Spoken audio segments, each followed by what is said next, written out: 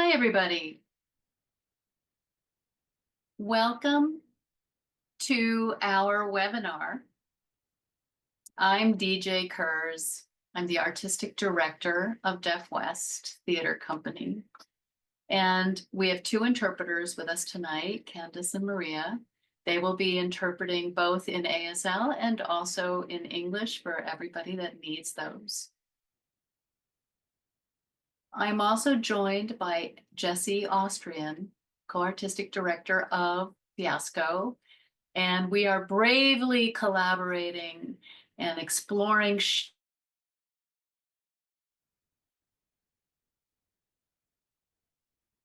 Deaf West views Shakespeare as something that we can bring to the deaf community. We are looking at this as a journey, as a way to bring Shakespeare to everyone.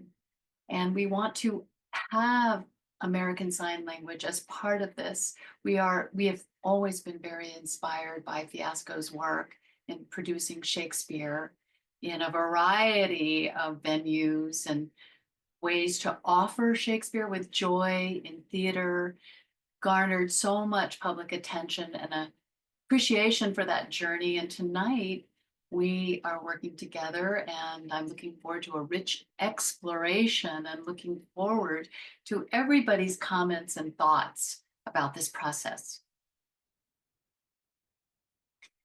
And so next is Jessie. Thank you, DJ. I am Jessie Austrian. I'm one of the co-artistic directors of Fiasco Theater, and I am so thrilled and honored to be a part of this collaboration, to be collaborating with Deaf West. And it's really exciting to welcome you all into a little tiny piece of the process, a peek behind the screen of this process that we're in the midst of. It's my pleasure now to introduce you today to our panelists, and then DJ and I will get off the screen. We have two incredible artists that Fiasco and Deaf West, through the generosity of NYSCA, the New York State Council of the Arts, have been able to commission for a piece of this project. Two incredible artists that will be in conversation tonight, Alexandria Wailes and Andrew Morrill. It's my pleasure to tell you a little bit about them. Alexandria is a multi-hyphenate artist whose work includes acting, dancing, directing, choreography, and as a dazzle, a director of artistic sign language. She has worked as a performer extensively on and off Broadway, regionally, and in television and film. She has worked as a dazzle on and off Broadway, regionally, and into TV and film, including recent films The Quiet Place 1 and 2 and the Academy Award-winning film Coda.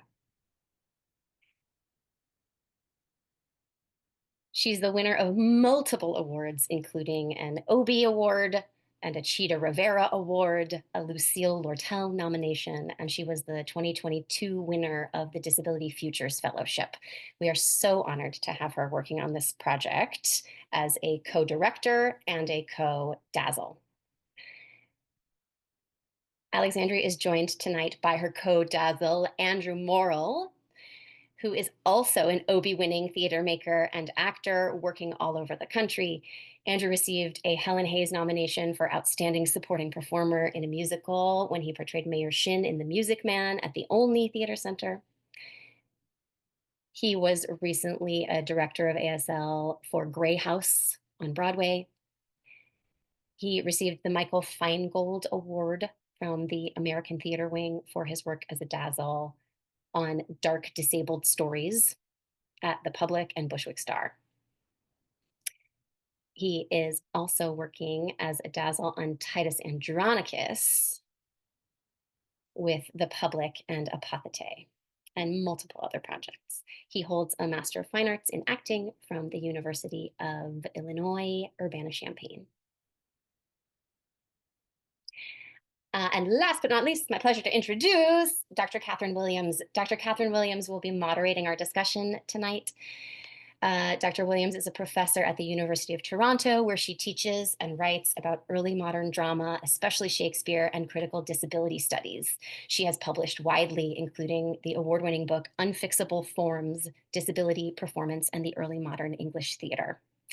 She is currently directing a multi-year research project representing disability histories, and she is one of the co-artistic leads of the Apothete residency at the Public Theater here in New York City.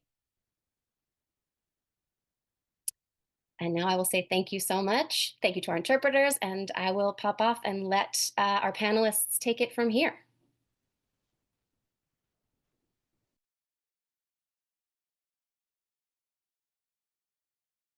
Hello, everyone. Great to see you.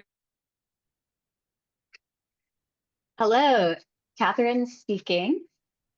I am thrilled to be in conversation with these two consummate artists who bring profound theatrical and poetic expertise to their work with Shakespeare in ASL.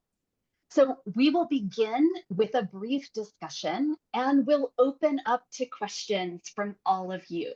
Please feel free to enter your questions in the Q&A function at the bottom of the Zoom screen so that we can think about them in conversation. So let's begin. And I want to ask you both, Alexandria and Andrew, to talk a little bit about the role of Director of Artistic Sign Language and how the Dazzle work shifts over the course of a production.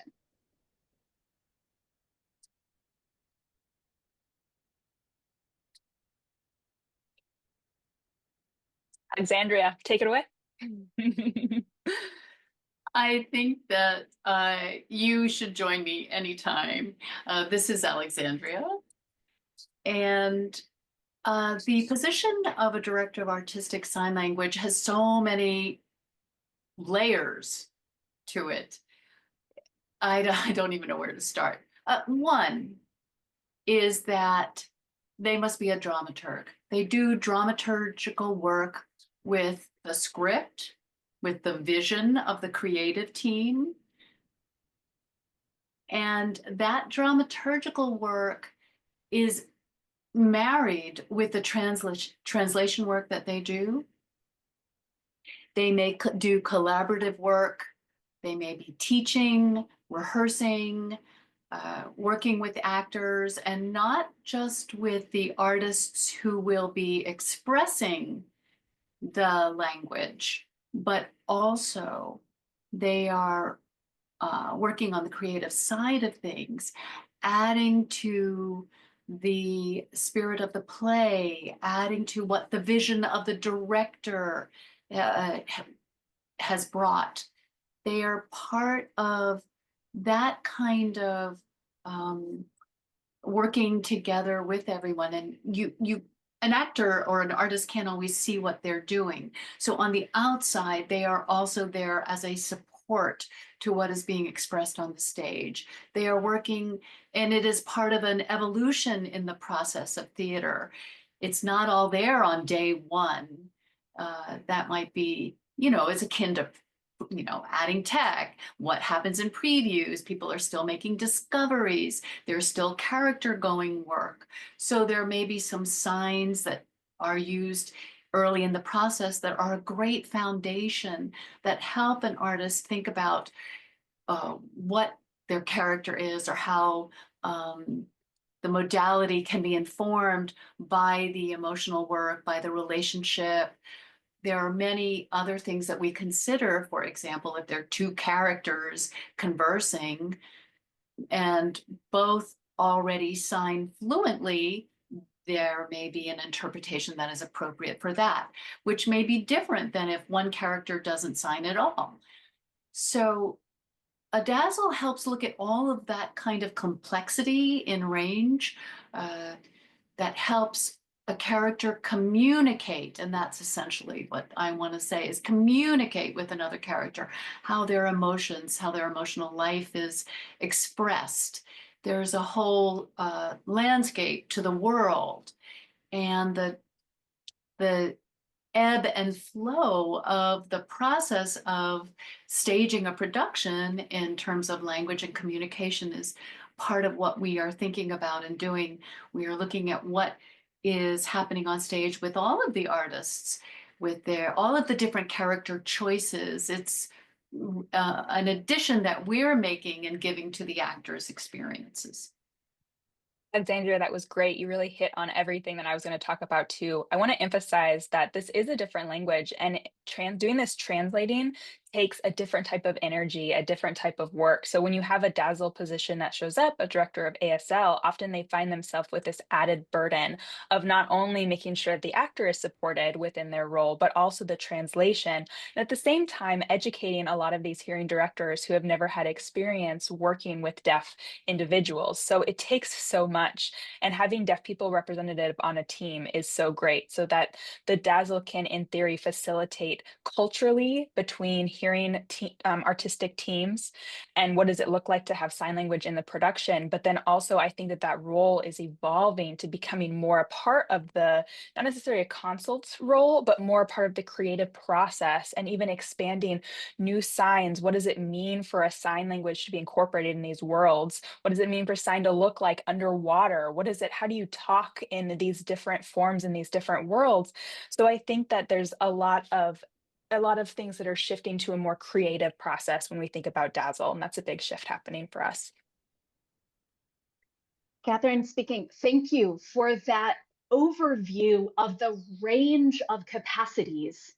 And thinking about the translation phase that you are currently immersed in, can you say a little bit about why the act of translation is so important and what is so groundbreaking about your work with As You Like It right now?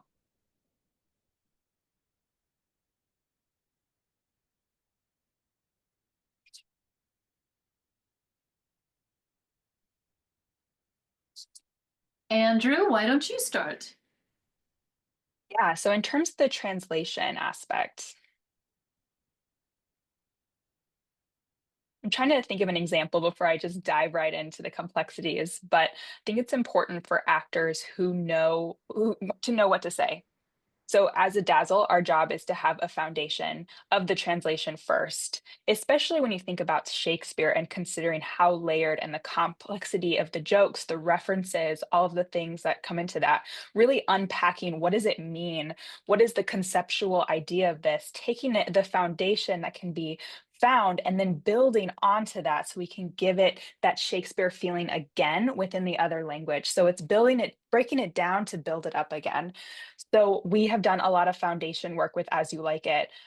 We had to do, you can't just jump to the creation process. It's not going to work. You have to really work on the foundation. So currently where we are in the process is taking that foundation so that we can then give it to the actors to look at it, understand what it means, and then it saves a lot of time on their part because they don't have to go through all of those nuances that Shakespeare brings into the work. They understand the meaning. And then from in the creation process, we're able to really bring out and show some of those more Shakespeare elements and layers, which I think is really important. So it's a breaking down to build up. Alexandria is chiming in. I think an actor, as a deaf actor, is given a role, then they have the added burden of having to translate all of that into American Sign Language. So by building this foundation, we are giving them this guidelines, the structure, the framework that the deaf actor can take in and then actually spend the time. So we're at finding a place or at a time where we can find the place so that they won't be stressed out. So they'll have this, and then they're not spending all the energy on translation that we can create this foundation. And it's seemingly strange or odd or novel that we are given this time to be able to develop this, because that's groundbreaking in and of itself, that we are given time in this process to understand the concepts, to understand that we are making this happen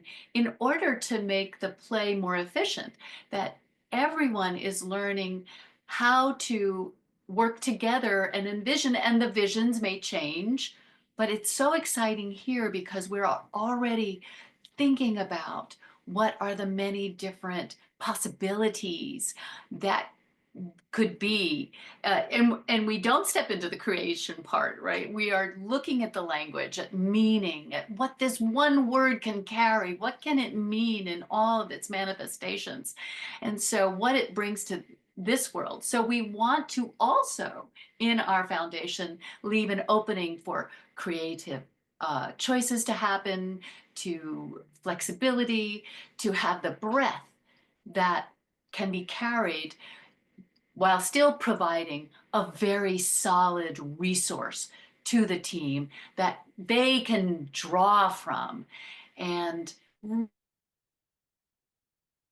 process. And that's will happen during the character work and character discovery. Katherine speaking. I'm just going to jump in to say, Candace, you cut out for the last bit of what Alexandria was saying, which she was talking about the resource that this translation is for the actor. So I just want us to clarify the very last thing you said, Alexandria, before we move to Andrew.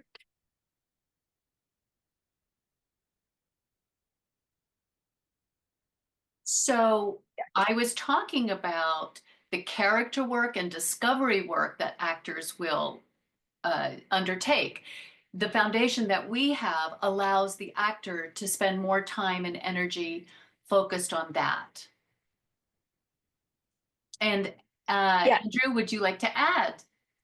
Yes, I mean, we talk about time, and that's a huge element, which is strained. It's sad but true that this is something that we're confined to. The benefit of this is that we do have the time and space. And with Alexandria, we've identified various pronunciations of the show. So you have the Forest of Arden. Okay, well, what does that mean? And we have time to figure out signs for this and what does it look like? Now, we haven't actually gotten to that point quite yet. I mean, it's a long process. Like, we haven't even necessarily discovered what we want from that.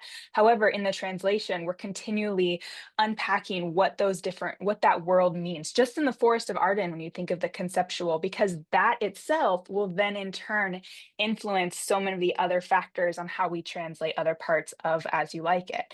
So I think that if we just dive into sometimes if we just dive into really can take the time to think about some of these things, I think that that's really important instead of just jumping right in. So having some of that thoughtful process of what this means, what does it look like in the context of what you're telling in the story, and just having time to really, again, dig that out. And on top of that, I think we want more time too. Like, we can always say that we want more time. We always want more time. Katherine speaking. I want to underline from what you've just shared for folks who may not be as familiar with the process. So part of this is about translation being a practice of equity that makes the text available to deaf artists that they should have had access to. And also that it's about this marvelous complexity that is part of every theater making process in your work with this translation. So let's go ahead and talk about As You Like It specifically in this moment of translation. What has surprised you about translating the first few acts of the play? What discoveries have you made?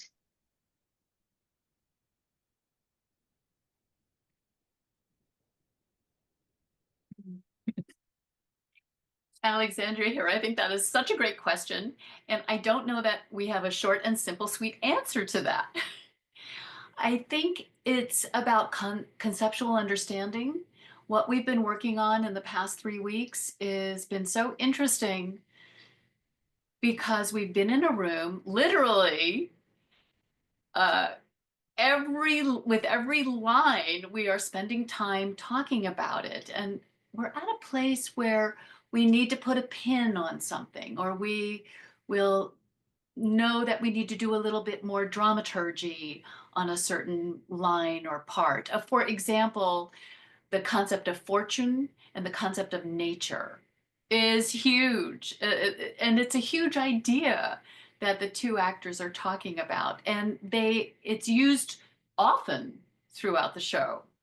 So sometimes the concept is a big concept, sometimes it's a little concept. So we're talking about what are the possible choices that we can offer the actors so that we are giving them uh, concepts in sign language that will keep the integrity of the language. And also sometimes we are noting when we have to put a pin on something. We might have to wait and go back to something that we had looked at earlier in Act One, let's say, so that we see where, oh, that idea there will inform us later on in the play. And we want, we have our own light bulb moments where we realize, oh, we can go back and we can review what we were initially thinking, and we can add some other alternative sign choices to carry the meaning. It's really cool because there are so many surprises we have. We feel so fortunate, and I feel so fortunate to work with Andrew. He is a brilliant mind. And yes, I'm throwing roses at you, Andrew, because he can sit down and look at a line, and his initial choices are wonderful. The meaning is there. We're working to document our work as well. Oh, I just had another thought. I think it's really cool and it's really surprising when we think of how to express in sign what the character might be saying. So we really have to look at the uh, deep into the translation work, finding our way to sway or manipulate the character's potential choices. As an actor, we want to respect that. We are thinking visually. It in sign language involves bodies and visual expressions, and it may not be connected to what an actor might be choosing in their character choice. So we want to be very careful about the options that we're giving, not to impose any meaning, but just the information that's needed so that the translation can live in the actor's body and their choices. And at the same time, we are trying to make sure we are given a strong foundation, but leave plenty of space for the actor who receives it to still be able to make the range of character choices they would like for their character for that role. So that's been a really wonderful surprise in our work. Excellent. Yeah, fortunately, I've been involved in other Shakespeare projects with the Public Theater and Apothete. So, Catherine, you were involved as well with Titus. And we did similar work for that where it was translation. We really went to the foundation of what does it mean. And we actually developed various drafts, first draft, second draft, third draft, where we would really incorporate the foundational things that we were finding and then add into that. And also at the same time, put pins in certain moments that we knew were going to come up later. And oftentimes there were words that maybe would then show up again within the play. And we were able to kind of go back and reference those based on the foundation that we developed in the beginning, which was great. So the word villain, for example, in modern ASL, the word and the sign would look like this. So if you want to just look at my screen, villain, that's what villain. Now there's second, bad is another one. There's various ways you could really incorporate villain and sign it, but the idea is almost like devil horns. So when you think of an evil person or a bad person, it's the devil horns. And then when you think of the sign bad, it just refers to bad, negative. In that time, though, Catherine, if you remember, we were having such an interesting talk about what does that mean for Shakespeare? And actually, it referenced more of class than it did of that devilish idea that we incorporate to sign language today. It actually referenced more of the community and society at that time. So when we did that, we came up with a new sign. So if you take a look at Andrew, I'm going to show you what that looks like. Villain, which incorporated more the sociological, not sociological, but society's reference to the word villain when Shakespeare was using it. And it makes sense because that concept and that sign actually references what it would be to have someone look down on you based on your class.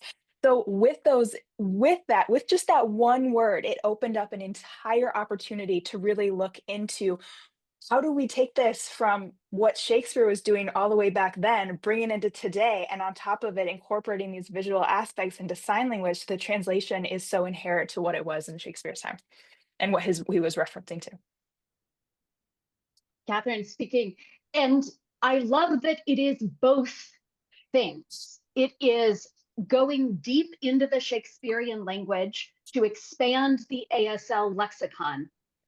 And it is waking up the Shakespeare line by means of ASL. That the Shakespeare text needs the poetic complexity of the visual language. It's a two-way street, and both benefit. So when I asked you both about a favorite moment from the translation work so far, you talked about the passage in which the First Lord describes Jaques with the dead deer. This is Act 2, Scene 1. Can you tell us a little bit about the discoveries you made in translating this passage?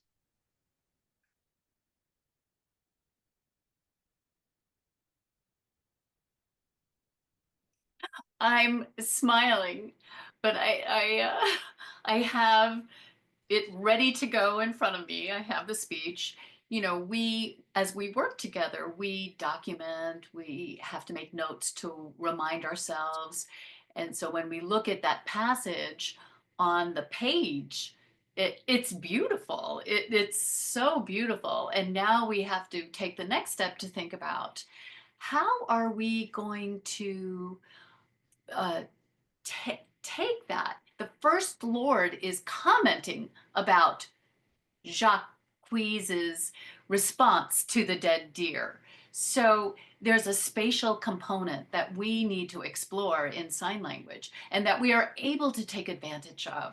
And so the dramaturg component is also working here to understand the meaning and place it. And it's been so interesting. And the part where Jacques is talking about the deer was alive and no one would look down on the deer. And then the deer was completely rejected. The other herd has rejected him and he's by the river and the trees.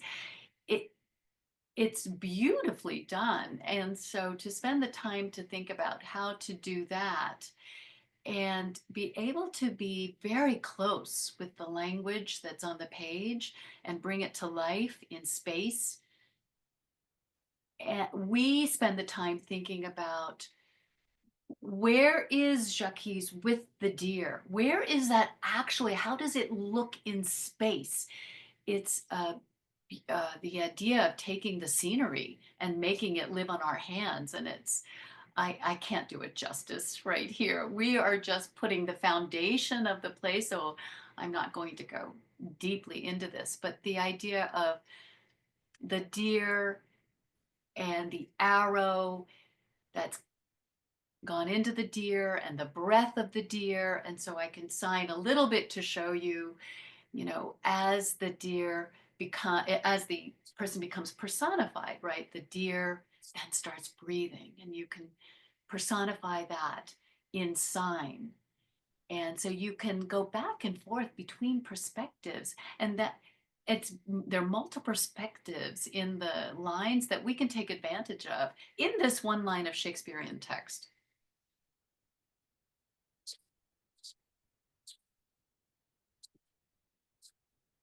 Andrew, do you want to add anything to this? No, beautiful, beautifully said. Katherine speaking, if I may ask a follow-up question about this, the multi-perspectival possibilities and how you think about also the layers of tone in that passage, because of course, Jacques is weeping and crying. So there's this sadness, but he's also being satirical. He's turning it into a comment on the court. It's also incredibly funny because of how it is relayed. And so I wonder, can you talk a little bit about the way the visual language and that capacity to shift perspectives lets you also bring out the layered dimensions of the imagery and tone in that verse?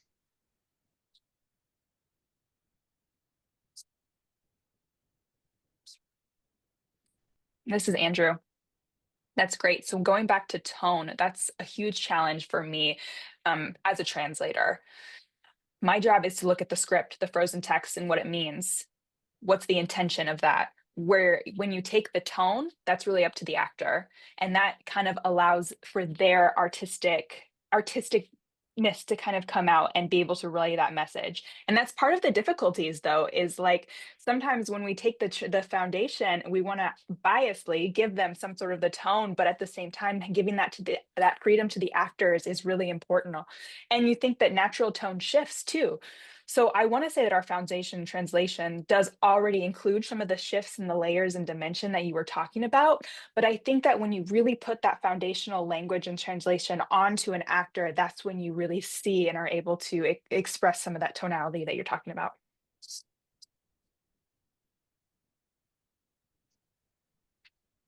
And Andrew says on that note, Alexandria is saying on that note, what the work that we've been doing considers tone, because tone is just replete in the text. So it is there, but with the foundation, we are making an effort to be a little drier. Going to step in. So where we can step and in what specific area those are coming from. Sorry, my screen disappeared. So we are keeping ourselves a bit at a remove so that in the rehearsal room, actors can make their discoveries. That is not our job to provide all of that at this point in development. So it is what we can provide so that the actors will recognize it all and feel that there's enough solid, fertile soil there. So they are not having to develop something from scratch or figure out what everything means from scratch, so that they will then take it and be able to develop. Thank you. So we have gotten very many questions in the Q&A function. And so I want to ask one more question of both of you, and then we will turn to those. Please feel free to add additional questions. Participants, we are delighted about that. But I want to take the moderator's privilege and ask one more thing, which is, at this point, who is your favorite character and why? And the related question for me is, who has the best language in the play thus far, from your perspective as a dazzle? And I'll just answer one of the questions was, what is a dazzle? And that's a DASL, short for Director of Artistic Sign Language. So just to demystify that. So who is your favorite character so far?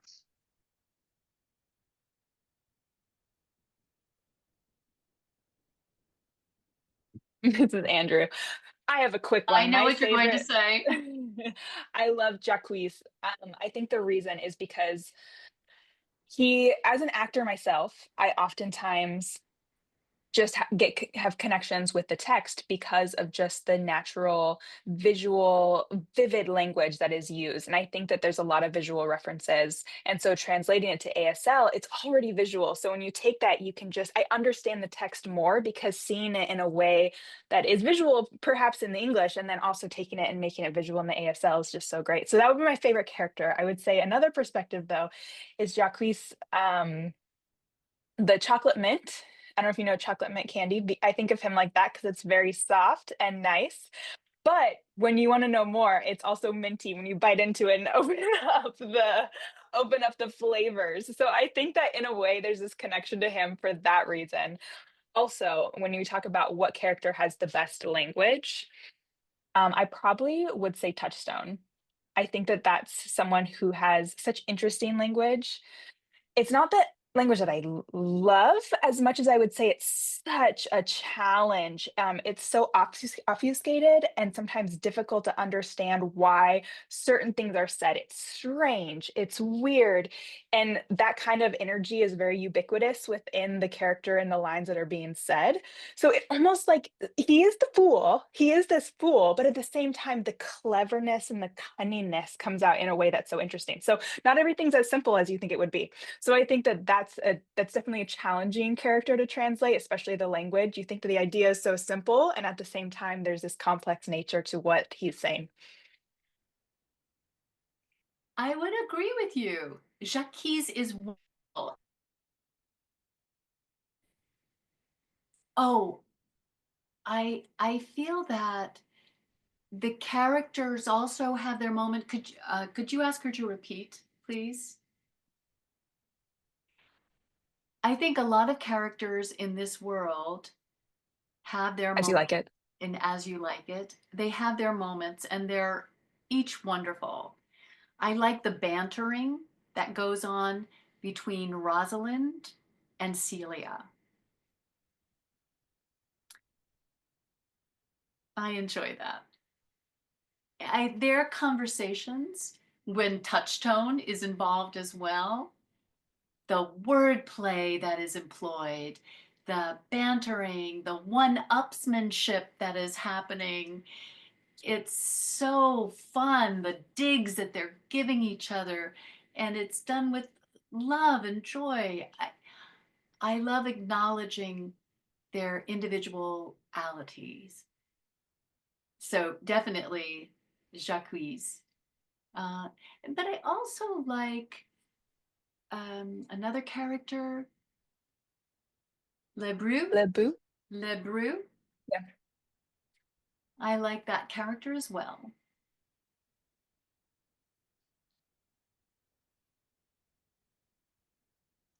This is Andrew, and also thinking about the concept Alexandria brought up of the banter, which is such interesting, and I think that goes straight along with the discovery that we've been in the process of like how Shakespeare plays on words, because a lot of it is sound based. So translating it to sign language, what does that mean? So the sound aspect that Shakespeare has so eloquently put into his work, that translation sometimes is very difficult to put into ASL.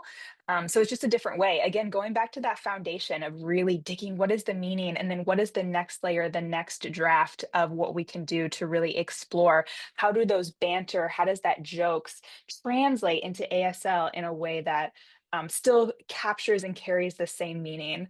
And I think that's a challenge that we have with that is taking text and doing and translate into ASL. So some things are going to get lost, but at the same time, trying to hold on to those factors that Shakespeare, again, so elegantly put into his work. Katherine speaking, and where the resources of the visual language actually bring a new dimension that is lost in the spoken. I'm struck too in your comments about characterization, just in the value of the comedy and the ensemble. The fact that there are so many characters who have so many great lines, and the possibility for individuation and the elasticity of language that becomes really fun to play with. So, okay, as is clear, I could keep plying that Andrew and Alexandria with questions endlessly. Andrew had said we could have an entire panel that is devoted just to Touchstone. So maybe we should hold that possibility for the future. But I am going to turn to the Q&A, and I will voice the questions that are here just in the order that we have received them. So Jen Massey asks, in the translation process, do you look to or reference BSL since in theory, it's that much closer to the original Shakespeare?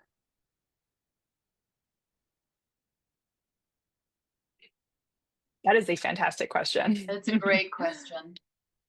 So in our current work that we're doing the translation, we are not referencing BSL. We're focusing on the ASL.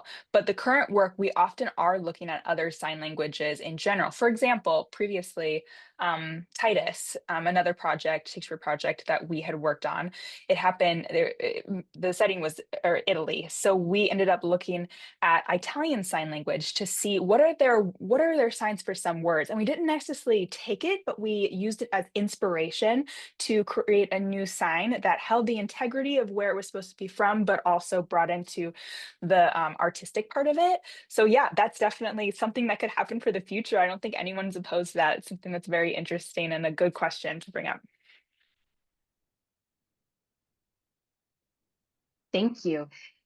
Christopher Robinson asks, typically, what is your most challenging type of text to translate into ASL? Shakespeare, musicals, drama, comedy, and why?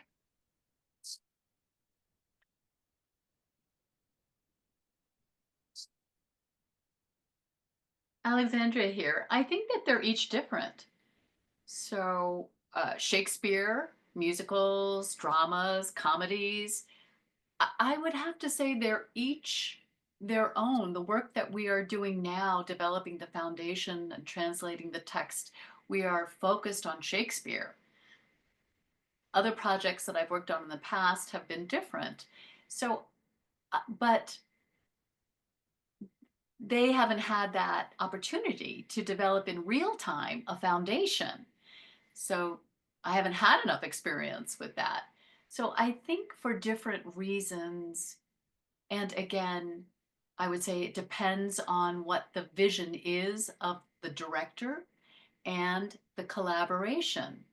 So for any given project, looking at what the goal is, what the vision is, how we can really look at it and investigate it and help to create that world. And here we're talking about Shakespeare. Musicals would have a different requirement. I can maybe talk about musicality.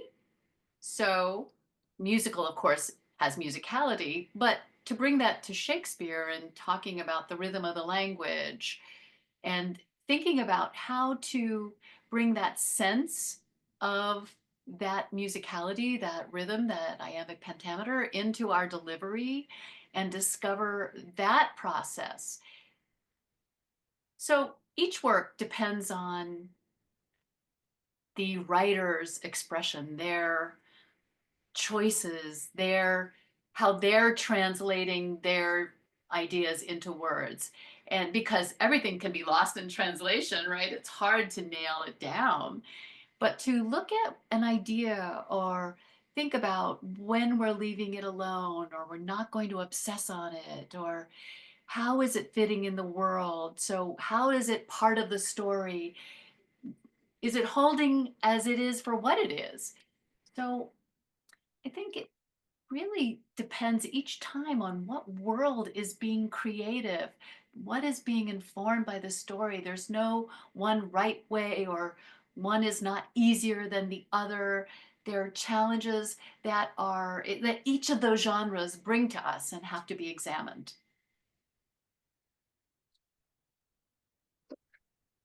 Andrew, for me, it's really based on experiences I've had so far. I think that if anything is heightened, if you will, heightened language, oftentimes that takes more time, more attention, and more love mixed into the process. So I think I agree with Alexandra. I think it's this heightened language that's one of the difficult things. Um, The Cherry Orchard cherry, cherry orchard, by Chekhov. that example. And then, yeah, just that heightened language when you think of Samuel Beckett as well. Those often are the ones that I find a little bit more challenging, but challenge doesn't mean it's not fun. Challenging is also fun. So I think there's also different perspectives when you think of the translation dazzle process and then also approaching the work as an actor. So I think there's two different perspectives you can go from there. So on this theme of challenge, another question about difficulty, Alexander Rosensfit asks, which Shakespeare show is the most difficult for ASL translation?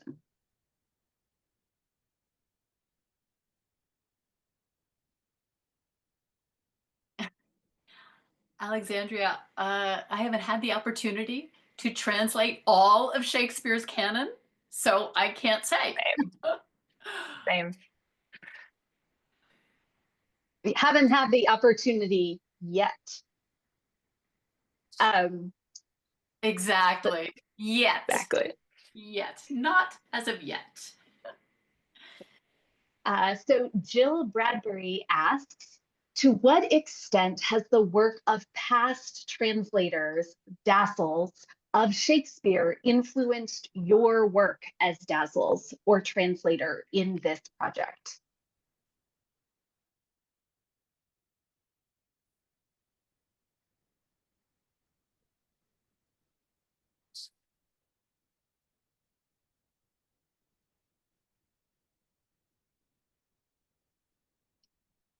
Go ahead, Alexandria. Well, I was just going to say the first thing that comes to mind is in terms of other people's work and how that's influenced me. 12th Night for sure. That's one, there's one group, I want to say they're from a university. I can't necessarily remember which one, but they did a full translation of the 12th Night.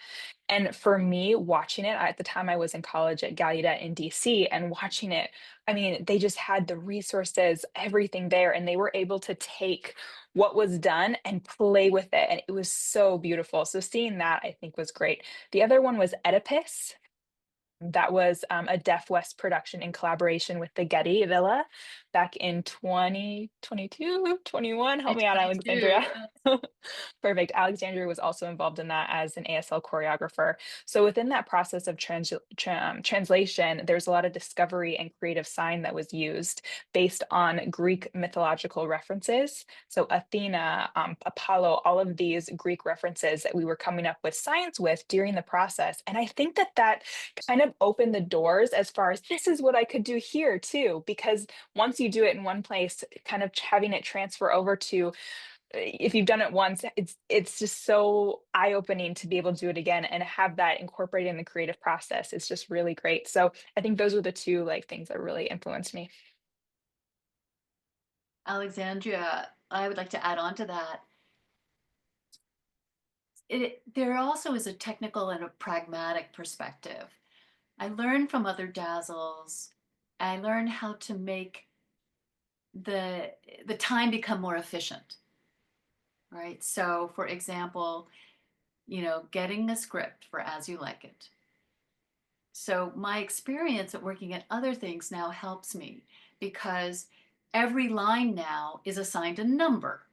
So when we have to go back and look at something, and page 10 is filled with a lot of text. So having an exact line number, oh, line number 23, I can look at that, I can go directly to it, I can find it.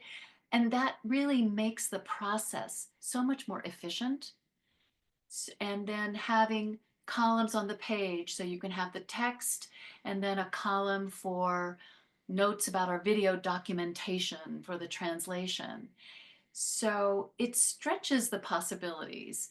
It allows us to carry these kinds of resources forward. Again, understanding that, things will have a new life. People will breathe new lives in. There will be changes. So you get inspiration, and that is part of the creative process. But it's that pragmatic concern that efficiency is a benefit. So another question about process, and this is from Momo Holt. As you both create the foundational translation, Hi, Momo. Andrew says. did the director and dramaturg get involved in the process, or you is it left to you until you finish and then you check in to make sure this foundation aligns with the director's vision?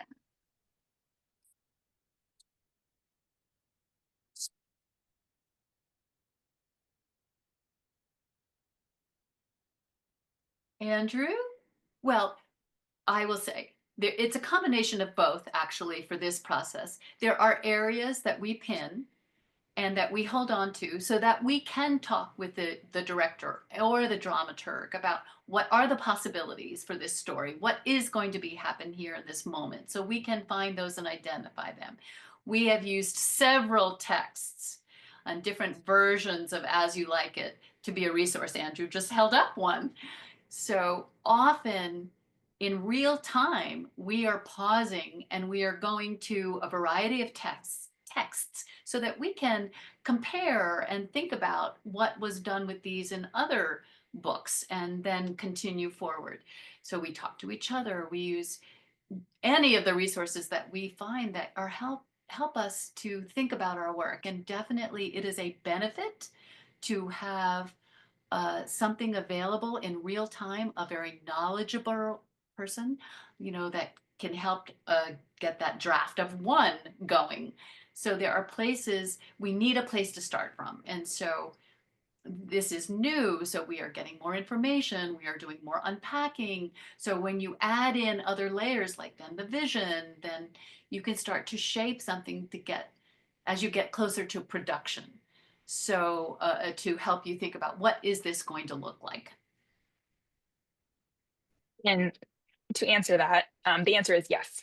I think that it's very important to have a dramaturge in the process of of translation. It's been so helpful in terms of translating, because sometimes we look at the script and we don't necessarily know the historical context that has very clear applications to why Shakespeare wrote this. Why does this word come up at this specific scene? What was happening in the political climate during the time that Shakespeare would have written this, or the time that Shakespeare would have put this on its feet on a production? So when we think about Titus, we've had some incredible explorations, and Catherine, you were there with us. I mean, just amazing to open up the box, if you will, of all of these potential meanings, potential intentions that were done it. So I think that that applies to Fiasco theater as well, is look at the metaphors, look at all of these things, the context, the societal implications that were happening at the time, and then taking that into the consideration in the translation. So yes, I think it's really important to have the dramaturge involved throughout the translation process. So another question about process, and this one from Crom Saunders. How does your translation work include consideration of blocking and physical interaction while the dialogue is happening? So banter, for example, does not always take place as a conversation, but while characters are moving around the stage. The actors will, of course, make further discoveries, but what approaches are you taking towards sign choices now?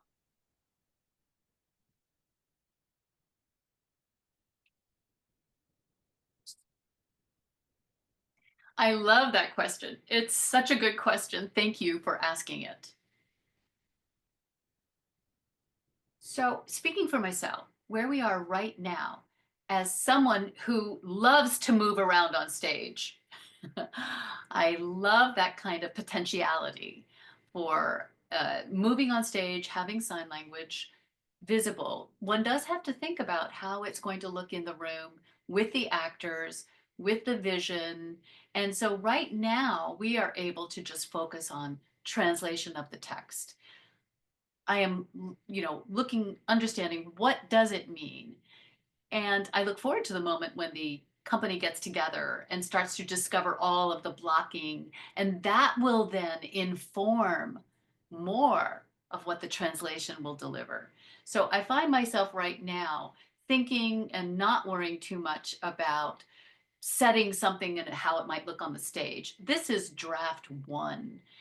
The takeaway here is resources, you know. So get the brain resources so that the actors don't have to do that. And then there's all the possibilities that they will have. So we having this, so personally, I love to collaborate with the other artists and find myself ready to navigate and find the space with them when the time comes. So that's been my experience, and I'm speaking for myself here. Yeah, just exactly like you were saying, I think collaboration often happens with deaf theater. Is there's a lot of collaborations, especially how we function as a deaf actor, and then how a Dazzle's role is in the production is making that collaboration really effective. And what if making sure the translation is there, the people are there, so they have what it takes to and resources to actually play with it. So we give them the foundation and kind of guide the process, if you will, but give them the resources so they're able to make some of those choices. So for example, Dazzle there's a production phase of it as well, of that role. A question from Rose Palmieri. Do the characters have sign names? How did you choose them? And then what are they? Although I don't know if that is a question that actually gets reserved to production. So we'll bracket that. But thinking about the question of sign names for characters.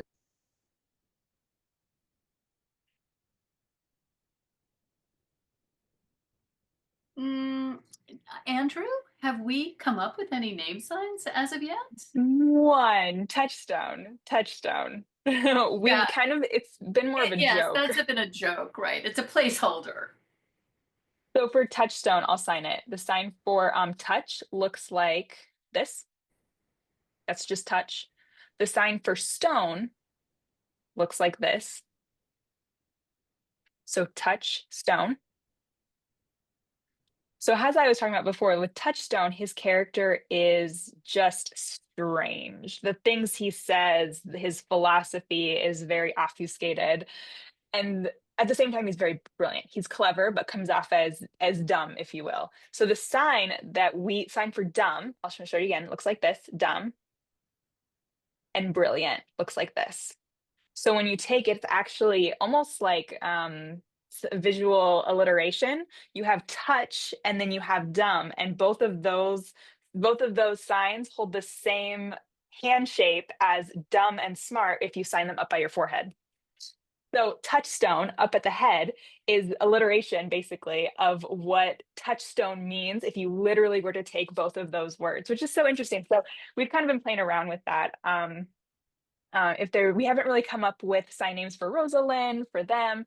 I think that we'll probably do that later within the production phase, but we're still it depends sometimes how it looks like on an actor, like what they're doing, the movement. I think that would be something that's in discovery and production. For foundational translation, at this point, we're not doing it unless something like touchstone happens. That feels funny, and it just feels so quintessential that those signs are very similar.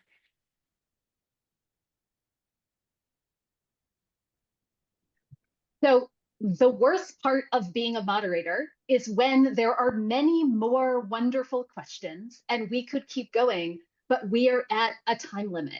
So in our final moment, I want to leave space for Alexandria and Andrew to offer a parting thought for us as we go from here, and then we will conclude.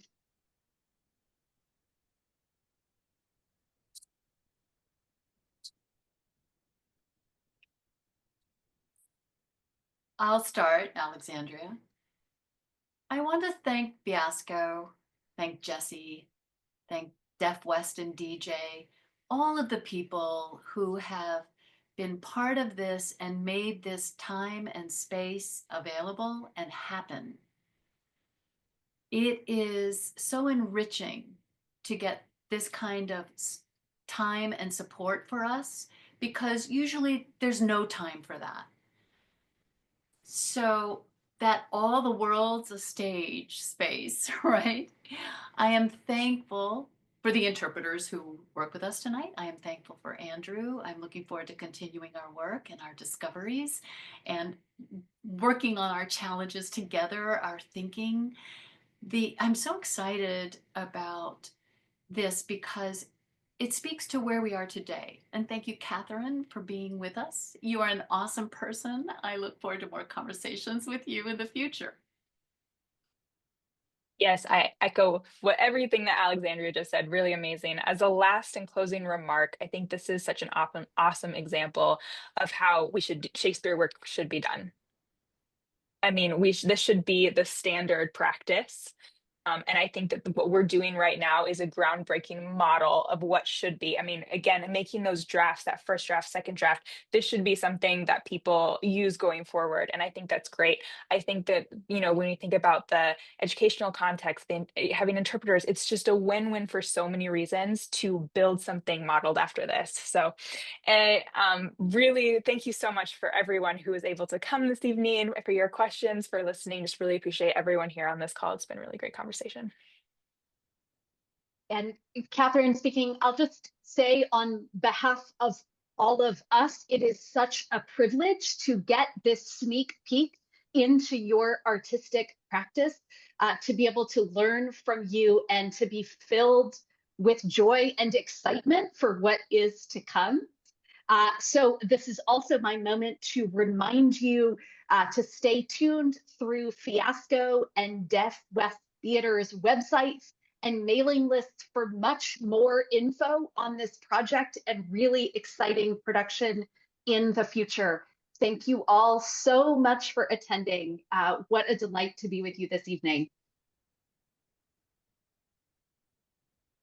Thank you, everyone. Thank you, everyone. Goodbye. Bye.